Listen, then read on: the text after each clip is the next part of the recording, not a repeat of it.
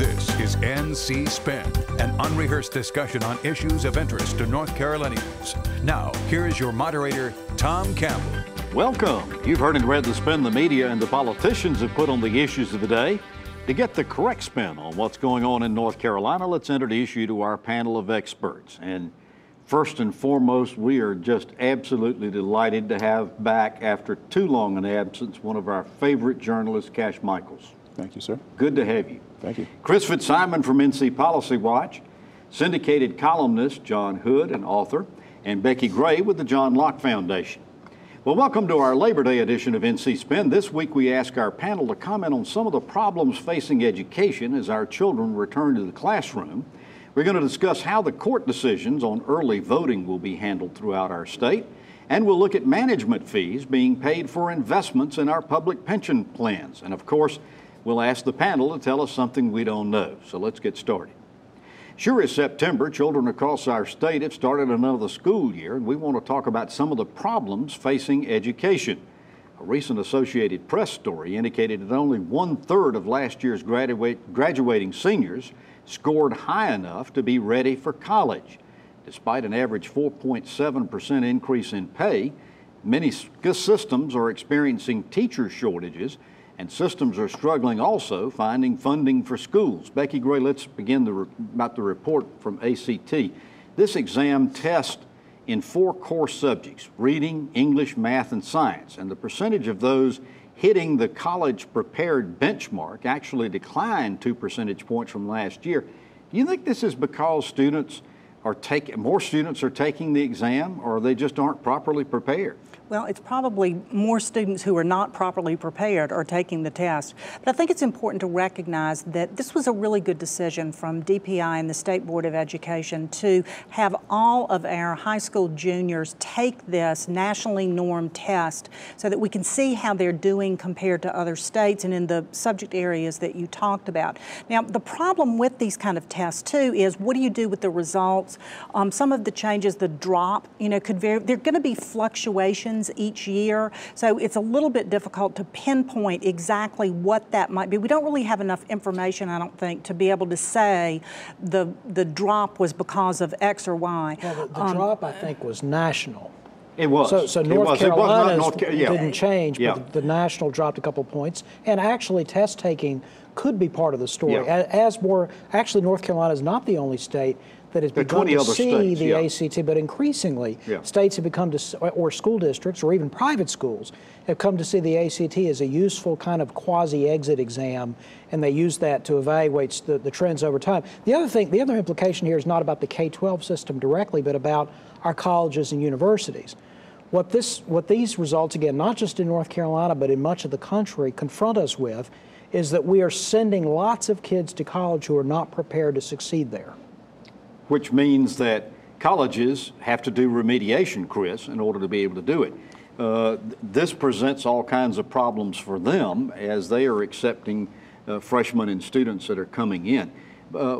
What can colleges and perhaps high schools do to work better together to get these kids better prepared? Well, I do think through the end of the Easley Purdue administrations and into the McCrory administration, there's been an increased emphasis on getting kids who might not be ready to go to a 4-year institution to go to community college first, to make it easier to transfer from community college to a 4-year university. Unfortunately, we talk a lot about there's jobs that don't require a college degree, but there also are incredible amount of jobs in North Carolina that are still available that are important that we can't find people to fill, and you have to have a secondary education. Most of those require a 4-year degree. Cash, one of the things that just has to be extremely troubling in this is that only 11% of African Americans and 23% of Hispanics passed this college preparedness norm. 49% of the whites did. Do we see any evidence that the education gap is closing, and are we doing enough to try to get it closed? Maybe on both questions. I think the argument, when you research this, you find there's a very cogent argument on one side that standardized testing is something that'll do us in one way or the other, that doesn't tell the whole story of a child's education. And then the other side of it is, if you want to see better test scores, then you want to have more rigorous classwork and in curriculum. I think there are good arguments on both sides, and when it comes in particular with students of color and many attending low poverty schools, or I should say high poverty schools and low performing schools, improving those schools, more resources for those schools to help improve those scores may be an answer. Becki, one of the things, obviously, in the first day of schools, the systems are trying to figure out how many kids they've got and what grades and so forth like that. But there were a lot of schools that reported teacher shortages in the early days of this coming school year. Doesn't this speak to the fact that we don't have enough young people deciding to major in education and curriculum? Well, that could certainly be part of it. You know, another thing that different ways of increasing the teacher supply that we have are to loosen some of the certification requirements that we have so that people that are moving here from other states can step into the classroom, particularly military spouses that are moving here that, you know, may or may not have a North Carolina certificate, to loosen some of those to encourage those people to go ahead and get into the teaching profession. And I guess it's too early for the pay raises that went into effect this past year to have really had any effect on teachers in the classroom, is it not? Well, probably not. I mean, you hear people do hear the news, so they're going to be thinking not just about what am I offered today, but what do I think the trend line is. Over time, if the pay raises that have already occurred and additional pay raises are approved or signaled, then obviously it will affect the market for teachers to some extent. It's important to remember that North Carolina still imports many more teachers every year than it exports. And that is largely because of some of the factors that Becki was talking about. Lots of people are moving to North Carolina. They might not be moving here to teach, though some may be, but a lot of them are moving here with their spouses, and teaching is their profession, so they go into the teaching force. Well, I'm sure that this education topic is going to be one of the primary topics in some of our statewide races this year, and we'll continue talking about it as we go forward in the election season. We thank you for watching NC Spin on the air or on YouTube. Here's a reminder that there's much more on our website, ncspin.com, or NC Spin on Facebook. You'll find video footage not seen anywhere else, perspective pieces from our panel, and our weekly column. Get more balanced debate from the Old North State on ncspin.com, NC Spin on Facebook, or on Twitter at NC Spin Tweets. After these messages, we're going to start early voting. NC Spin will return after these messages.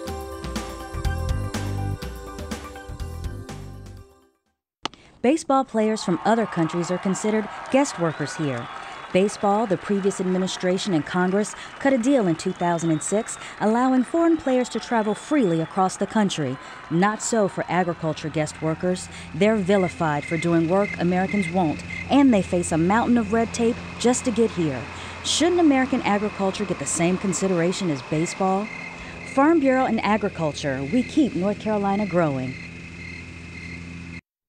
I help educate and inspire visually impaired students to strive for a brighter future. I make sure visitors to the North Carolina Zoo take a walk on the wild side. And I make sure that the fuel you buy is a quality product from pipeline to pump. I support small businesses in North Carolina by matching them with hard-working, well-trained employees. I make sure the roads you drive on are safe. Scenic, the one voice speaking in support of the men and women who are making North Carolina great. We now return to NC Spin. Last week we talked about the U.S. Fourth Circuit Court of Appeals ruling that overturned many of the provisions of the 2013 election reforms. We talked about the voter ID portion of that ruling, but the court also ruled a return to 17 days of early voting and same-day registration. With time running out, election boards across the state have to revamp their schedules to allow for more early voting. Cash, one of the provisions that wasn't struck down was the elimination of straight ticket voting, a procedure that's often more favored by Democrats and Republicans. Do you think voters should have the opportunity to vote a straight ticket? And if so, what impact might it have on November's elections? The answer is yes, and primarily because it doesn't take anything from you. In other words, if you decide that you want to vote for a Democrat here and a Republican there, you can do it. If you want to vote straight ticket, you can do it. If you want to not vote for some people, you can do it. If you want to cherry pick. Whereas when you remove the straight ticket option, well, then you force people who may not be familiar particularly during a presidential election with all of the candidates running for everything. And then you got to turn the thing over, and then you got judicial candidates, and then folks who are running for water commissioner or something like that. You know, those folks are going to be ignored. And so, you know, and then you have some folks too, a lot of elderly folks who, I've been a Democrat all my life. That's all I know. That's all I want to know. And that's it. Why take that away from them? Well, Becki, you and I appeared on a NC Free Enterprise forum this past week in which the discussion of straight ticket voting came up, and there was some concern about the fact that without being able to vote a straight ticket, that voters might just get fatigued going down the ballot and just drop off. That's one of the concerns, you know, but another concern is the responsibility of voting. And, you know, that's, you know, as Cash mentioned, you know, we have that option. We also have the responsibility to look at all of those candidates and to cast those votes for all or some of the candidates. I mean, that's part of the right that we have to vote. Chris, one of the things that happened this past week was that after this Fourth Circuit Court of Appeals ruling, the governor and Republican leaders appealed to the U.S. Supreme Court to put a stay on that Fourth Circuit Court's ruling so that we could continue voting the same way we did in the primaries. The Supreme Court came back and said, no, we're not going to do that. This appeared to be a pretty big blow for the governor. How's it going to affect November's elections? Well, it means we won't have the voter ID. We won't have most of the 2013 law that was passed, I think, to give the Republicans an advantage and make it less likely that people of color and other Democratic people vote. We're not going to have those restrictions in place. Although, and we're going to get to this, I hope, that it doesn't mean that it's going to affect, it's handed a lot of the decisions back to the local elections boards who are making the decisions about early voting. Well, and let's get to that, John. The decision threw it back to the local election boards. Most election boards have 3 members, the majority of which are appointed by the party in which the elected party governor. that is in the governor's mansion. Yeah. Yes. All right. So we understand about 66 of those had a unanimous ruling on how they're going to handle same-day voting. The State Board of Elections is going to have to deal with the rest of them. But let's talk some about the way this is going to be done, because there have been some pretty unique resolutions to that situation.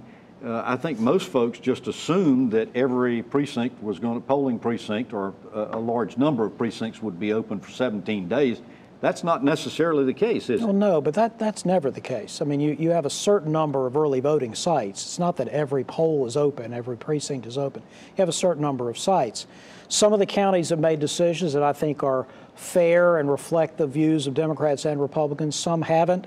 I'm in favor of making decisions that enable people's right to vote. I would observe that back in the 80s and 90s and 2000s, when Democratic-controlled boards of elections often made decisions about a variety of matters that were partisan, there was never any significant coverage. It was just all part of the game. Now it isn't. And that's frankly because the Republicans are doing it. Now, I'm not going to defend them because some of the decisions I disagree with, but I wish that we had that, just like with redistricting. I wish redistricting had been a huge cause célèbre redistricting reform. We've been talking about it for the whole 17 years we've been on the air. Well, and liberals and conservatives have been clamoring for redistricting reform, and Democrats were in control, and they're clamoring now that Republicans are in control. But I think some of these local early voting things is outrageous. Lenore County is going to have one early voting site, all 17 days, just one. It's a 400 square mile county. It's going to have a quarter as many hours for early voting as it did the last time we had a presidential election. And maybe one of the reasons that it's covered so differently is there's one political party now that seems to want to make it harder for a lot of people to vote. And one political party wants to make it easier for everybody to participate in democracy. Maybe that's why it's covered a little bit. Becki, how important is early voting anyway? I mean, a lot of states don't even allow early voting. Right. Well, I think 13 states don't allow any early voting, but it really is important here in North Carolina. In the 2012 election, over half of the votes were cast during the early voting session. I think people in North Carolina like it, and I think they want to exercise their vote at their convenience. No, I agree that it is convenient and popular. It is important to restate that it was never likely to make a huge difference in electoral outcomes. The difference between 10 days and 17 days of early voting does not appear to make any difference in turnout. In fact, the existence of early voting does not increase overall turnout. It's convenient, but it does not actually increase turnout. It actually reduces lines on election day, does it not? It certainly does. And I would even suggest to you that in 2008, Barack Obama would not have won North Carolina without early voting, because their game plan was to bank as many early votes as possible, so by the time they got to election day, that they would have something in the back in order to win. And I will remind you that on election day in 2008 in North Carolina, John McCain actually won on election day. Barack Obama lost, and it was only because of provisional ballots that he was able to win. And what else Obama did in 2008 was same-day registration at early voting sites. You try to encourage people to vote. If they're not registered, you take them to the site and they can vote. And that really does increase turnout. Yes. I'm following the data. States that didn't have early voting cast, the same dynamics occurred for Obama. It's just that the votes were cast on election day. It didn't appear to change the outcome of elections, but it is more convenient for people. Well, got more of his base to register to vote and indeed vote. Well, same-day voter registration is different. I agree that increases turnout, yes. Well, we'll be watching to see how the turnout takes place beginning October 10th when early voting begins. After these messages, we're going to come back and talk about higher fees for lower performance and pension plans. NC Spin will return after these messages. Helping people. It's all in a day's work for Wayne Goodwin. As Commissioner of Insurance, Wayne Goodwin's been a tireless advocate for North Carolina families, helping more than 100,000 seniors enroll in the Medicare drug plan while protecting them from insurance scams. And Wayne Goodwin has been fighting big insurance companies' proposals to raise rates for car, home, and health insurance. Wayne Goodwin, more than a public servant, a true friend for consumers. Healthy individuals improve the economic health of communities. Growing Better Together explores this intersection of rural health and economic development. Join the conversation and meet candidates for governor and U.S. Senate September 26-27 at the 2016 North Carolina Rural Assembly. Register now at ncruralcenter.org. You sleep on concrete till your body get immune to concrete. My mom got my brother and I up and said, "Come on, we're leaving." I became homeless in the beginning of this year. When I was about 4 or 5 years old, our house caught fire. I used to see my brother. If he see me, he'd turn and go the other direction. We did the only thing that we could think of, and we went to a Salvation Army shelter. You know, we don't have this, like, what's your background look like? We just say, what do you need? I remember the man from the Salvation Army coming down with a box of clothes. The Salvation Army officer bought my brother and I an ice cream cone. Last week, my brother walked up to me, and he just started a conversation. Today I've given my life to the Salvation Army because I remember what somebody did for me, my brother, and my mom over 30 years ago. The Salvation Army for me means hope. Compassion. Family. Support.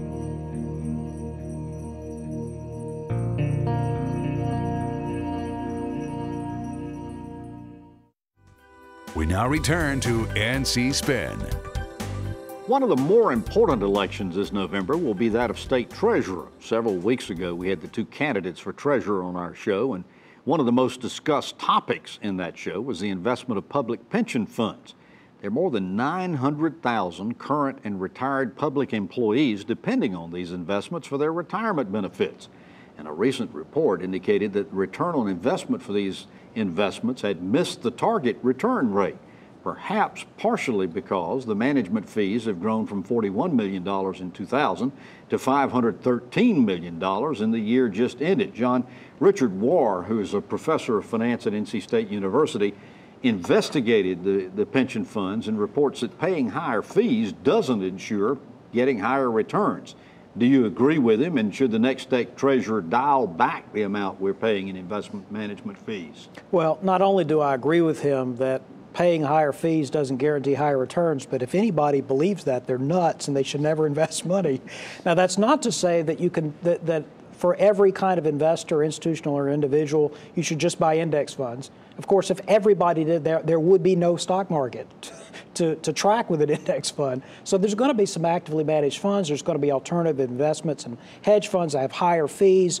But in the private sector, you can accept some higher fees and maybe some higher risk with the anticipation of gain. You don't have the obligations for disclosure. You don't have the same obligations as you have as a public pension. So I think we have gone too far with higher cost kinds of investments. And I think that the next state treasurer, whoever that is, should and probably will rethink it. Well, Chris, if you remember, you were on the show when we had Dale Falwell and Dan Blue III, and we talked about this subject. What was your reaction to their responses concerning investments?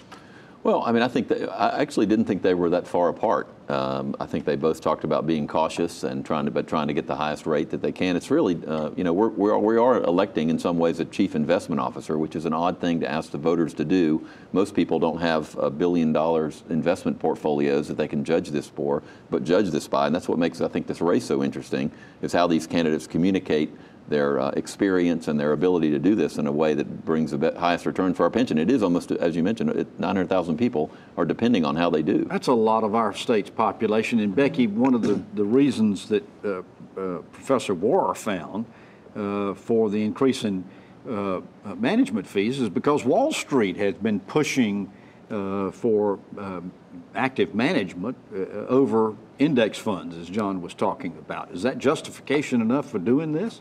Obviously, the results weren't there. Right. Well, I mean, I think the responsibility of whoever is managing the pension fund and those decisions is to ensure the strength and the stability of that fund. You know, as you mentioned, 900,000 people are dependent on this. This is a huge obligation that we have made as taxpayers and as state government to those people, and we need to ensure that that pension fund is stable and that it's going to be there. And so I think, you know, any of this really out of the box at all risk-taking is just not appropriate for this kind of investment. Yeah, I remember when I worked in the state treasurer's office, the treasurer kept talking, you know, people kept saying, well, so-and-so's getting better returns than we're getting. And he said, yeah, you can take whatever risk you want to with your money. I'm investing for, at the time, it was 600,000 people. The treasurer's office cash came back in response to this report and the comments about it. Said the annualized return over the last 5 years has been 7.98%, whereas the last year or two it has not been nearly so high. Is that reflective, you think, of what's been going on in the market, or is it reflective of better management practices several years ago? I'll tell you, if you're able to get 7% or more on your money over a period of time, then something good is happening. I would suggest to you that a lot of other states are not experiencing the same kind of luck, if any at all. One thing I am impressed with, though, is that some states are not just looking at the high management fees, but also looking at what they're investing in, period, as far as what kind of return they're getting. New Jersey, for instance, now has decided to switch because they have serious pension. You think we have problems here? Yeah. They have serious, way underfunded. Serious pension problems there, funding. And what they've done is switch now to investing into infrastructure projects in other states, and are seeing a decent return back from that. They're still looking to find ways to offset the management fees, but what you invest in has a lot to do with it too. Real quick, we've got a minute left in this segment. Do we expect stories like this to once again raise the question of who should be making the decisions so far as public investments in pension funds are concerned, John? Yes. This particular story has been pushed by the State Employees Association of North Carolina. I'm not saying it's inappropriate. It's a legitimate issue for them. They also favor changing North Carolina's system to have some kind of board or some diversification of the control of the pension fund. Becki? I think other changes may be considered as well. There's been talk of going from the defined benefit plan that we have to a defined contribution. Other states have tried that, a combination of things, giving some of the retirees the option of which type of plan to participate in. Had some really good luck with that. That allows them some inflexibility on where their money's invested. And allows them to manage their retirement fund. Though, that neither candidate expressed support for that during the show. In fact, both of them said they were opposed to it. That's right. Yeah, I thought that was interesting. Cash, what's your reaction to whether this is going to open up that Pandora's box again? Well, it's going to need to, because we don't want to go into situations where the state does like this. Yeah. Chris? I think, I definitely think it's going to be an issue, and I think State Employees Association is going to make it an issue. So we'll hear a lot more about it. Yeah, all right. After these messages, we're going to ask the panel to tell us something we don't know. NC Spin is brought to you in part by the North Carolina Farm Bureau. The Farm Bureau and Agriculture. We keep North Carolina growing.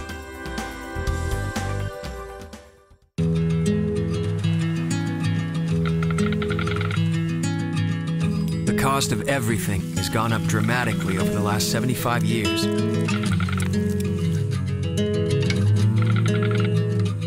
With one exception, keeping electricity affordable. That's the power of your co-op membership. Learn more at togetherwesave.com. North Carolina's Touchstone Energy Cooperatives, looking out for you.